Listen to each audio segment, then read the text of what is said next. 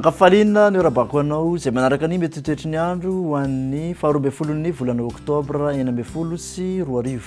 Raha mikasika ny mandrafitra ny mety toetry ny andro dia somary mbola mazovahana ny alizay malefaka raha ho amin'ny tapany avaratry ny nosy manokana iny. Raha ho an'ny faritra sisa kosa dia somary efa miditra tsikelikely amin'ny volonandro fahavaratra. Araka izany koa dia somary ahitana fiakarany maripana raha ho amin'ny faritra avaratra andrefan'ny nosy sy ny faritra andrefan'ny nosy iny. Piasika ny toetry ny andro ho an'ny rapitso maraina kosa dia somary ahitana orana malefaka amin'iny tapany atsimon'ny faritra Sava, ny faritra Nalanjorofo, manodidina atsimo masoandro amin'iny ambanja sy Analalava sy ny faritra nosy be iny.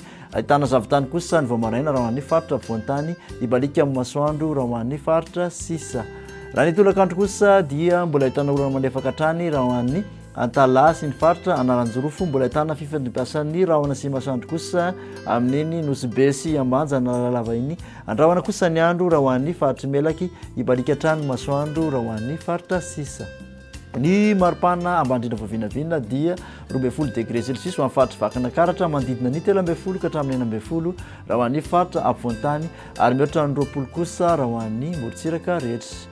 Ny maripana ambondrindra voavinavina kosa dia manodidina ny 19 ka hatramin'ny 20 raha ho an'ny faritra Voantany, efatra amin'ny 30 ny ambondrindra ho an'ny Mahevatanana sy Majunga, mihoatra ny 20 kosa raha ho an'ny Morotsiraka rehetra. Raha mikasika ny toetry ny andro ho an'ireo tanàn-dehibe ivelan'i Madagasikara indray dia somary ahitana andrahoana ny andro raha ho an'ny Johannesburg, fandimby kosa andrahoana atsimo masoandro ho an'ny Paris, Milan, Nairobi ary Bangkok.